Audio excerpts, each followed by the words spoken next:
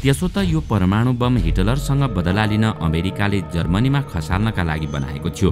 तर युरोपमा युद्ध समाप्त भएसँगै अब यो परमाणु बम कहाँ खसाल्ने भन्ने विषयमा अमेरिकी सैनिक अधिकारीहरूबीच ठूलो बहस चल्यो। हुन त यता प्रशान्त महासागरमा अझै युद्ध जारी थियो। पर्ल हार्बर प्रशान्त महासागरमा रहेको अमेरिकाको सबैभन्दा ठूलो बन्दरगाह र सैनिक अड्डा, जहाँ सन् 1941 डिसेम्बर 7 र 8 मा जापानले आक्रमण गर्दा आक्रमणमा अमेरिकाका 2500 सैनिक मारिएका थिए भने धेरै अमेरिकी जहाज समुद्रमा डुबेर क्षति पुगेको थियो। यस घटनाले अमेरिका क्रुद्ध थियो।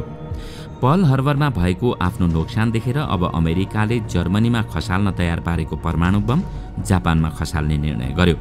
दर्शकवृन्द, दोस्रो विश्वयुद्धको इतिहास भाग 3 अन्तर्गत हिजोको श्रृङ्खलामा युरोपमा के कस्ता भीषण युद्धहरू भए, कसरी पूरा युरोप हिटलरको कब्जामा पर्न गयो, जर्मनीले गरेको अपरेसन बारबारोसा कति भयानक थियो, साथै युरोपमा युद्धको अन्त्य कसरी भयो भन्ने विषयमा हामीले विशेष चर्चा गरेका थियौं। अब हामी बाँकी इतिहासतर्फ लाग्छौं।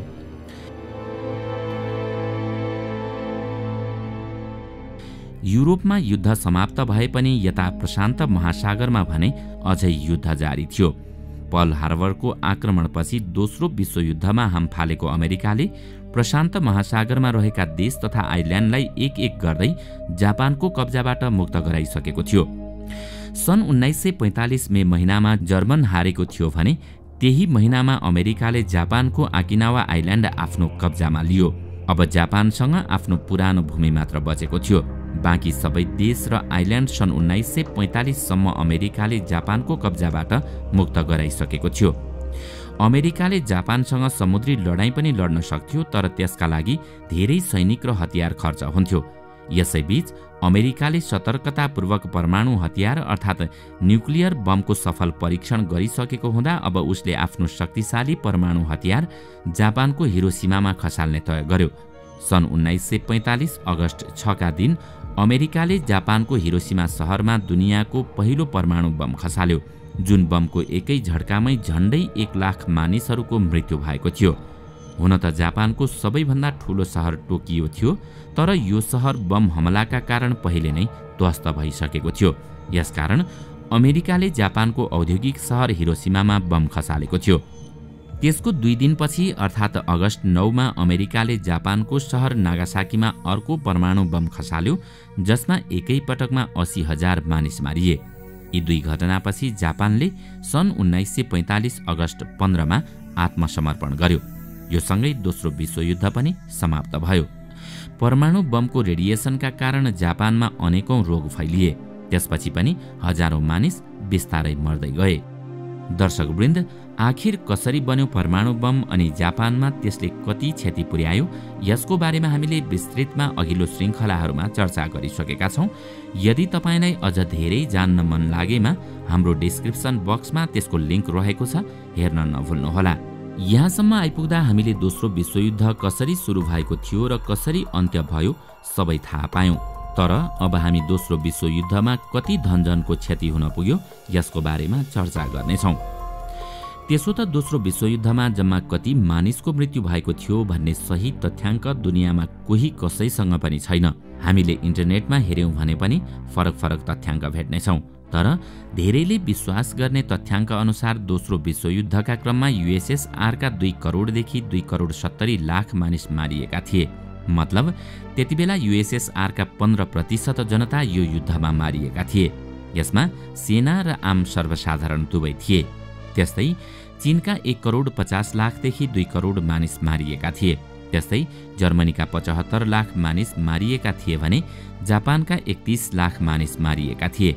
यसैगरी पोल्यान्डका 60 लाख, अमेरिकाका 4,20,000, ब्रिटेनका 4,50,000, इटलीका 5 लाख, रोमानियाका 5 लाख, युगोस्लाभियाका 10 लाख, फ्रान्सका 6 लाख, हंगेरीका 9 लाख, फिनल्यान्डका 1 लाख, फिलिपिन्सका 5,50,000, ग्रीसका 8 लाख, क्यानाडाका 43,000, अस्ट्रेलियाका 40,000, चेकोस्लोभाकियाका 3,50,000, इन्डोनेसियाका 4 लाख, नेदरल्यान्डका 2 लाख, लात्भियाका 2,50,000, लिथुआनियाका 3,70,000, स्टोनियाका 83,000, अल्बानियाका 30,000, बुल्गेरियाका 22,000, बेल्जियमका 88,000, इथियोपियाका 1 लाख, बर्माका 2,50,000, इन्डो चाइनाका 10 देखि 22 लाख, कोरियाका 5 लाख, मलेसियाका 1 लाख मानिस मारिएका थिए।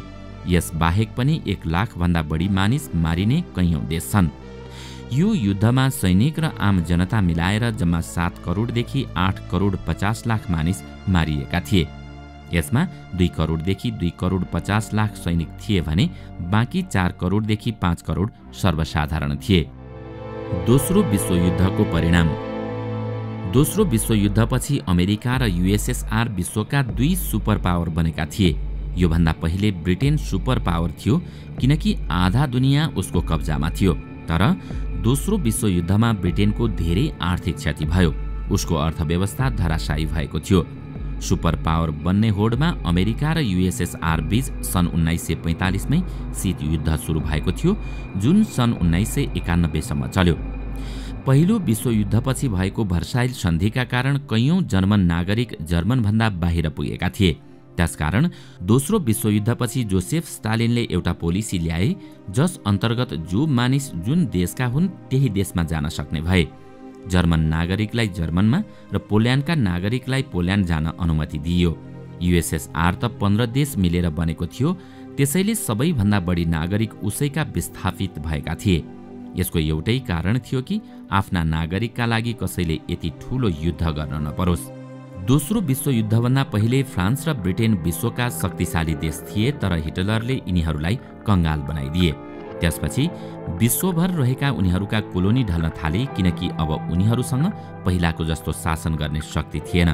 त्यसैले सन् 1945 देखि 1950 सम्ममा यिनको गुलाम रहेका देश स्वतन्त्र भए। दोस्रो विश्वयुद्धमा युरोपमा यति धेरै बमबारी भयो कि त्यसले युरोप तहस नहस हुन पुगेको थियो। बम हमलाका कारण कल कारखानाहरू ध्वस्त भएको हुनाले उत्पादन कम हुन थाल्यो। त्यति बेला दुनियाँभरको आधा उत्पादन एक्लै अमेरिकाले गर्न थालेको थियो। पहिलो विश्वयुद्धपछि शान्ति स्थापनाका लागि लिग अफ नेसन स्थापना भएको थियो, तर यो आफ्नो उद्देश्यमा सफल हुन सकेन। यस्तै दोस्रो विश्वयुद्धपछि यही उद्देश्यले युनाइटेड नेसन्स अर्गनाइजेसन अर्थात् युएनओ स्थापना भयो। आजसम्म पनि युएनओ आफ्नो उद्देश्य अनुरूप काम गरिरहेको छ। दोस्रो विश्वयुद्धको समयमा दुवै कोरिया एउटै थिए। जब अमेरिकाले जापानमा परमाणु बम खसाल्यो तब आधा कोरिया अर्थात् उत्तर कोरिया युएसएसआरले कब्जा गरेको थियो। यस्तै आधा कोरिया अर्थात् दक्षिण कोरिया अमेरिकाको कब्जामा पुग्यो। त्यसपछि सन् 1950 मा कोरियामा युद्ध भयो। त्यसपछि दुवै देश अलग भए। युएसएसआरको भाग उत्तर कोरिया बन्यो भने अमेरिकाको भागमा रहेको दक्षिण कोरिया बन्यो। दोस्रो विश्वयुद्ध सकिएको 7 वर्षसम्म अमेरिकाले जापानमा कब्जा जमाएको थियो। त्यसपछि अमेरिकाले जापानलाई स्वतन्त्र छोडिदियो, तर जापानका केही आइल्यान्डमा आज पनि अमेरिकाको कब्जा छ।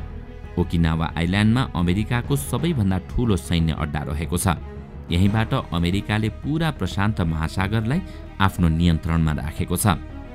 यता चीनमा दोस्रो विश्वयुद्धभन्दा पहिलेदेखि नै नेसनलिस्ट र कम्युनिस्ट पार्टीबीच गृहयुद्ध चलिरहेको थियो। दोस्रो विश्वयुद्धपछि त्यो युद्ध फेरि सुरु भयो। सन् 1949 मा कम्युनिस्ट पार्टीले युद्ध जित्यो। त्यसपछि नेसनलिस्ट पार्टीका समर्थकलाई चीनबाट लखेटियो। उनीहरू भागेर ताइवान पुगे। त्यसो त ताइवान पनि चीनकै भूमि थियो। दोस्रो विश्वयुद्धपछि मध्यपूर्वमा एउटा नयाँ देश बनाइयो जसको नाम हो इजरायल। प्रथम विश्वयुद्धमा अटोमन इम्पायर पराजित भएको थियो। यसकारण अटोमन इम्पायरलाई धेरै साना साना देशमा विभाजित गरिएको थियो। सन् 1917 मा ब्रिटेन र यहुदी बीच एउटा सम्झौता भयो जसलाई बाल्फोर डिक्लेरेसन भनिन्छ। यदि हामीले प्रथम विश्वयुद्ध जित्यौं भने प्यालेस्टाइनमा यहुदीका लागि छुट्टै देश बनाइदिने छौं भनेर ब्रिटेनले हस्ताक्षर गरेको थियो। उसले त्यो युद्ध जित्यो पनि, तर ब्रिटेन यो सम्झौता पूरा गर्न आनाकानी गरिरहेको थियो। त्यसकारण दोस्रो विश्वयुद्धपछि युएनओ र ब्रिटिसको मध्यस्थतामा इजरायल देश बनाइयो, जुन अरब देशलाई मन्जुर थिएन। यसकारण इजरायल र अरब देशबीच कैयौं पटक युद्ध भयो। अहिले पनि इजरायल र अरब देशबीच सानातिना हमला भइरहन्छन्। यहाँ एउटा मुख्य कुरा त के हो भने प्रथम विश्वयुद्धपछि दुनियाँमा शान्ति स्थापनाका लागि सन् 1920 मा लिग अफ नेसनको स्थापना गरिएको थियो। तर लिग अफ नेसन आफ्नो उद्देश्य पूरा गर्न असफल भयो। त्यसपछि उस्तै उद्देश्यको अर्को संस्था दोस्रो विश्वयुद्धपछि अमेरिकाको पहलमा 24 अक्टोबर सन् 1945 मा संयुक्त राष्ट्रसङ्घ नामक संस्था स्थापना गरियो। विश्वमा शान्ति कायम राख्नु यसको उद्देश्य हो। तर अहिलेको समयमा संयुक्त राष्ट्रसङ्घ पनि त्यति प्रभावकारी र सन्तुलित देखिन सकेको छैन। आशा गरौँ लिग अफ नेसन जसरी संयुक्त राष्ट्रसङ्घ असफल नबनोस्, विश्वमा शान्ति कायम होस्, हामीले तेस्रो विश्वयुद्ध देख्न नपरोस्। दर्शकवृन्द, दोस्रो विश्वयुद्धको इतिहास तपाईलाई कस्तो लाग्यो हामीलाई कमेन्टमा अवश्य बताउनुहोला। साथै दोस्रो विश्वयुद्धको इतिहास तपाईलाई राम्रो लाग्यो भने लाइक तथा शेयर गरी हाम्रो च्यानललाई सब्स्क्राइब गर्न नभुल्नुहोला र साथमा रहेको बेल आइकन पनि थिच्नुहोस् ताकि हामीले अपलोड गर्ने नयाँ भिडियोको जानकारी सबैभन्दा पहिला तपाईलाई प्राप्त होस्। आजका लागि यति नै। अर्को भिडियोमा अझै रोचक तथ्य लिएर आउने नै छौं। तबसम्मका लागि बिदा दिनुहोस्। नमस्कार।